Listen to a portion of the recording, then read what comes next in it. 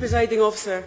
The widespread and clearly expressed concerns that have been raised across the country about the SNP's proposals to raise substantial parts of our most commercially successful parts of Scotland's national forests need to be brought to this chamber urgently. These contracts will last for decades. They will deprive the Forestry Commission and 18 future Scottish governments the revenue from forests planted at a public expense, and in the process will damage the ability of the Forestry Commission to manage the strategic change needed in our forests. I want to put on record we are not opposed to all the suggestions made by the Minister. Indeed, the proposal to enable the Forestry Commission to enter into joint renewables ventures to plant more forests is one which was in our manifesto. We strongly support that. But we are opposed to the main proposals as set out in the policy and financial memoranda attached to the climate change bill that I have mentioned.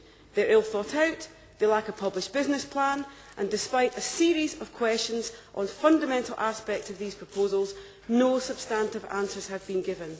It is unacceptable that ministers who have had 22 months to work up proposals for this bill have at the 11th hour suggested these major leasing proposals, as people in the industry have put it to us, a bolt from the blue.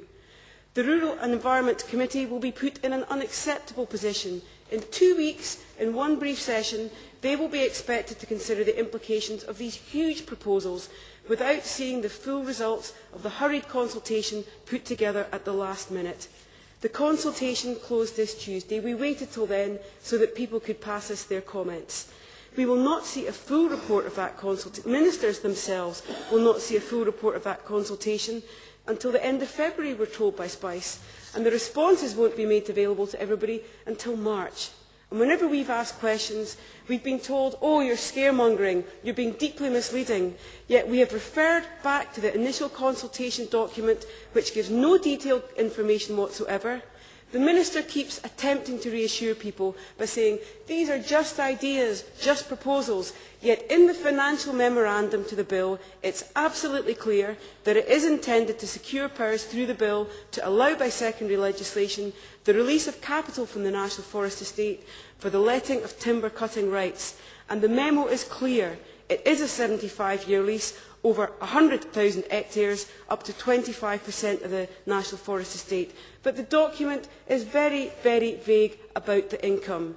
It could be an upfront payment, or it could be an income stream, a pretty basic issue to pin down at the start. Without guarantees, this is money up for grabs by a cash-strapped government. These proposals would see the SNP borrowing from the future.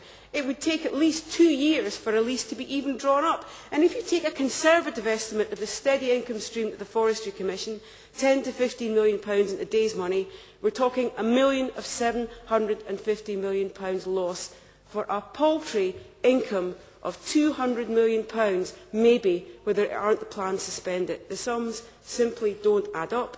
It's a bad deal for Scotland, but a really good deal for one lucky, possibly private investor. These proposals are a damaging diversion from the debates we should be having on the other parts of the climate change bill. We're concerned about biodiversity, the promotion of access, the loss of jobs, particularly in fragile rural areas.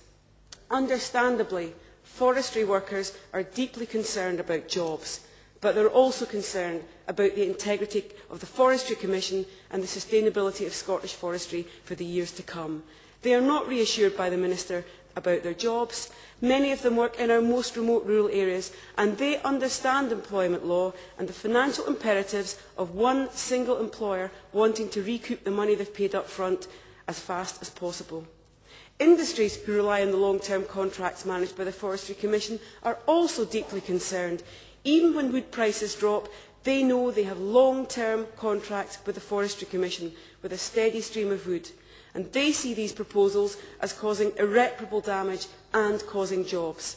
The sawmill sector are made up of successful Scottish family businesses. They want to expand, but they're worried about the implications of one big company coming in and vertically integrating the whole operation. And it's not just the processors. Climate change means we need more wood for our sustainable construction industry. The renewables industry also needs more wood for local supply. There's no point developing local biomass plants if the wood pellets are imported and our existing Scottish wood is exported abroad. That's what the Forestry Commission can guarantee us now. That would be lost. And environmental NGOs are worried about the loss of biodiversity and the strategic management and experience that the Forestry Commission bring to our forests.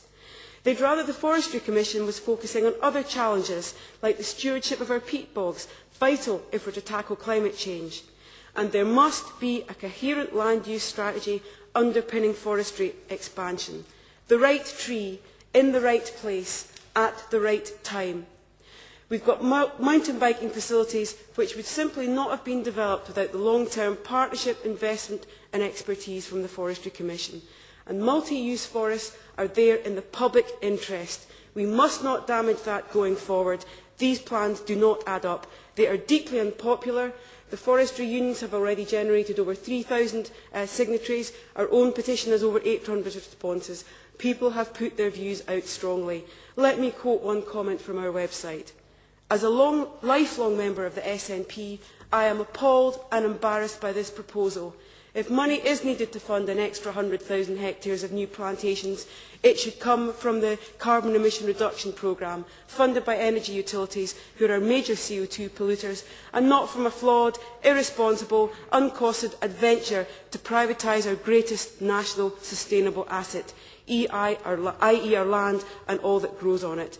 Our motion asks for these plans to be dropped now. They're deeply damaging to jobs, not just in the future, but now. We're in a deeply difficult financial situation nationally.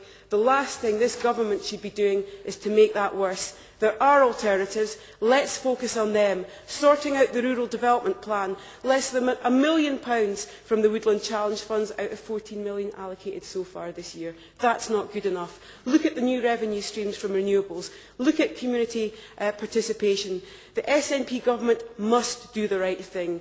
Dump these unpopular, ill-thought-out, damaging proposals. Let us focus on the way forward. I move the motion in my name.